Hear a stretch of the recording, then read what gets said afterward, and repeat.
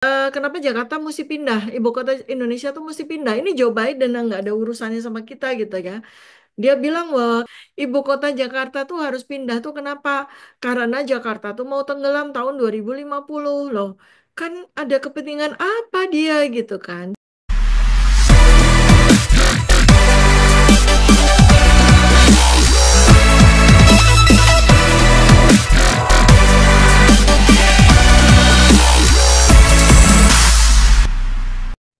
Bismillahirrahmanirrahim. Assalamualaikum warahmatullahi wabarakatuh. Sahabat Dokter Tifa dimanapun Anda berada.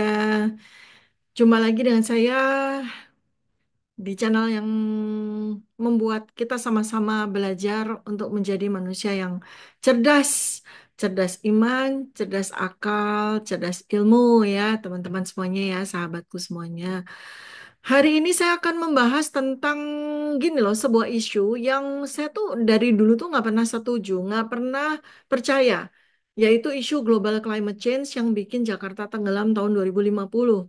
Ya, kalau Anda mengikuti sejak sekitar 10 tahun yang lalu, isu itu berembus sangat masif, dan saya udah lama berpikir bahwa ada apa ya di balik itu. Bahkan tak kurang dari Presiden Amerika yang kemarin, yang ke-46, Joe Biden, itu pun juga beberapa kali mengatakan bahwa Jakarta, kenapa Jakarta mesti pindah, ibu kota Indonesia tuh mesti pindah. Ini Joe Biden yang nggak ada urusannya sama kita gitu ya.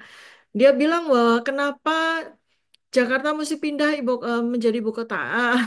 Ibu kota Jakarta tuh harus pindah tuh kenapa?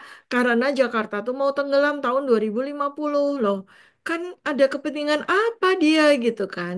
Bukankah kalau Jakarta tenggelam itu karena kutub utara mencair karena isu global climate change, maka yang duluan tenggelam itu New York, bagian dari Amerika, bukan Indonesia, bukan Jakarta ya. Lalu ngapain Pak Tua Biden itu ikut-ikutan? Alhamdulillah, untungnya ketidakpercayaan saya terhadap isu global climate change itu tervalidasi dengan Presiden Amerika sekarang yang dia dengan tegas mengatakan bahwa global climate change itu adalah isu yang scam ya, alias isu yang tidak betul gitu kan, katanya Pak Donald Trump. Jadi saya senang nih karena ada orang yang hebat yang bersetuju ya, artinya sependapat dengan saya gitu. Jadi intinya sebenarnya eh, ada banyak sekali kepentingan teman-teman terhadap Jakarta ternyata ya. Kenapa sih Jakarta itu mesti dipindah ke Kalimantan sana, ibu kotanya. Lalu Jakarta itu apa gitu. Nah, memang salah satu hal yang terjadi dan benar-benar terjadi itu karena Jakarta akhir-akhir ini sekitar 3 sampai 5 tahun terakhir ini kembali banjir, terutama di wilayah utara dan barat Jakarta. Jakarta Utara dan Jakarta Barat yang berhadapan atau dekat dengan laut di Teluk Jakarta ya. Itu memang beneran banjir gitu ya. Jadi kawasan-kawasannya itu memang sedih sekali ya karena kurang lebih ada beberapa kecamatan dan yang paling parah itu ya Kamal, Kapuk Muara, Cilincing, Penjaringan, Pluit, Ancol, Marunda, Kalibaru, Muara Angke ya. Ini akhir-akhir ini tuh banjirnya itu makin lama makin tinggi. Dan ini juga ya, karena sebenarnya kayak rakyat Indonesia tuh kayak dibuat percaya dengan propaganda yang menyatakan bahwa Jakarta terendam banjir karena kutub mencair. Habis itu saya teriak-teriak di sosial media ya, saya nggak percaya karena kutub utara mencair gitu. Lalu kemudian ada propaganda baru lagi karena muka air tanah Jakarta tuh turun gitu. Buktinya ya kawasan Jakarta Utara dan Jakarta Barat itu banjir 5 tahun terakhir ini gitu kan. Ya, kalau muka air tanah itu turun, ya saya percaya. Kenapa? Karena di sana, di utara sana, itu terjadi pembangunan besar-besaran kawasan reklamasi Teluk Jakarta yang sekarang ini menjadi PIK ya, kawasan PIK yang dikuasai oleh pengembang yang tergabung di dalam oligarkinya rezim yang kemarin, ya kan? Itulah yang mengakibatkan Jakarta itu nggak akan pernah selesai dari soal banjir. Akibatnya apa sih? Sebenarnya kan muka air tanah itu turun terjadi itu sejak reklamasi dan sudah apa namanya reklamasi itu disetujui oleh Presiden zaman dulu tahun 95 presidennya masih Presiden Soeharto. Jadi reklamasi itu udah terjadi dari dulu. Sehingga terjadilah ya kan terjadi kawasan-kawasan baru kan, belum peak ya, tapi kawasan-kawasan baru kayak Pantai Mutiara, kemudian kawasan baru, banyak mal-mal baru, kawasan-kawasan baru, Jakarta Barat ya, yang dekat sama Teluk Jakarta, dan itu yang kemudian membutuhkan pemompaan air tanah yang berlebihan dan kemudian reklamasi terus terjadi sampai dengan hari ini ya. Iterasinya macam-macam, pengembangnya beda-beda. Yang terakhir ini adalah pengembangnya dari kelompok Sembilan Naga ya, Agung Sedayu jadi pimpronya gitu.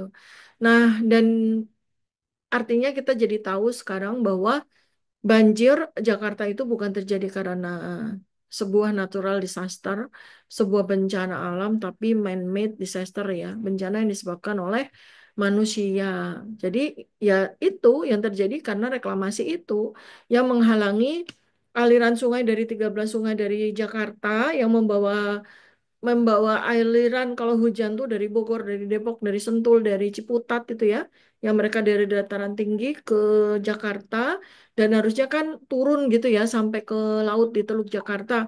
Tapi karena ada reklamasi di di depan Teluk Jakarta itu, akhirnya satu aliran aliran sungainya itu menjadi tertahan dan balik ke darat, dan laut yang dikepung sama reklamasi yang terjadi, apalagi reklamasinya itu ternyata muka datarannya itu lebih tinggi daripada Jakarta Utara, ya walhasil air lautnya juga jadi balik kan.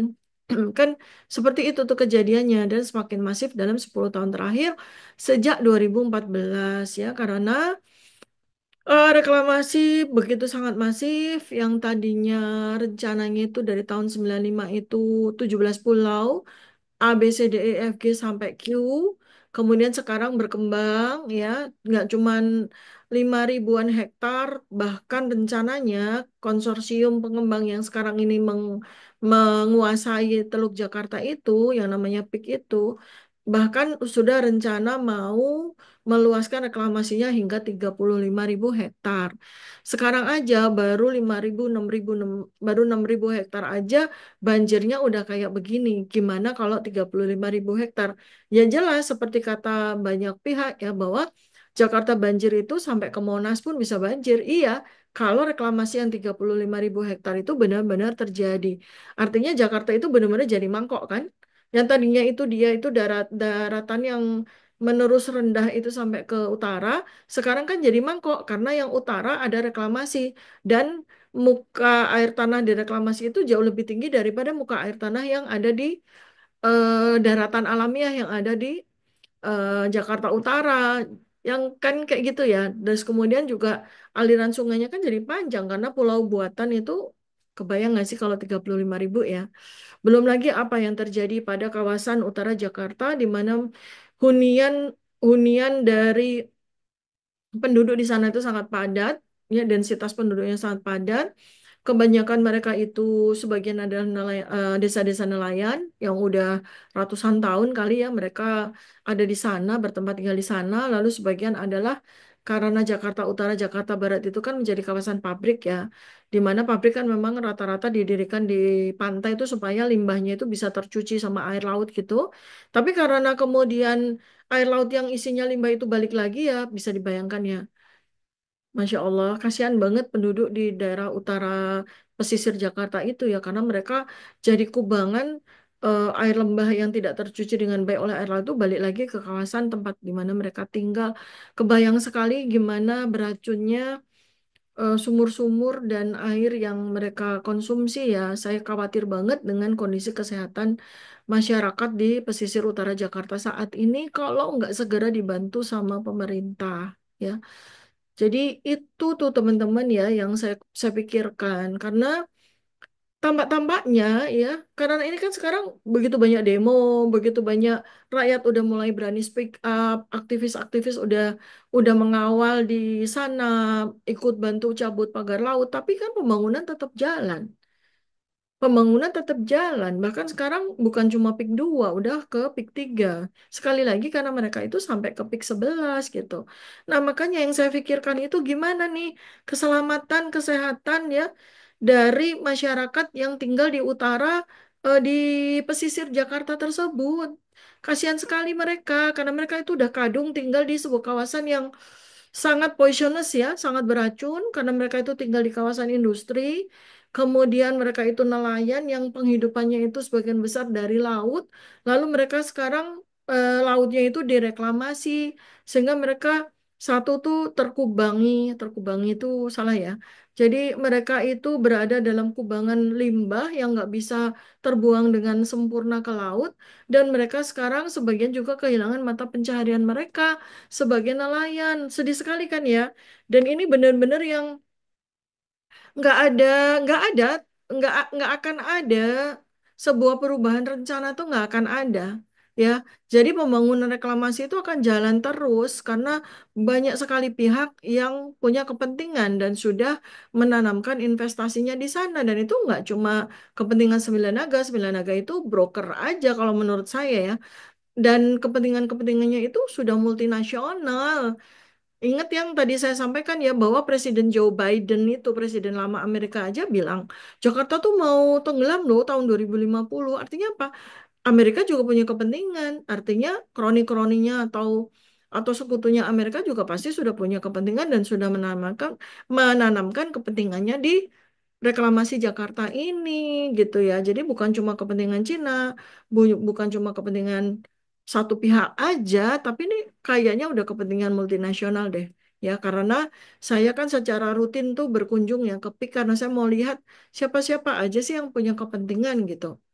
Ini ya, CBD itu Central Business District udah dari awal dibangun di reklamasi tersebut di PIK.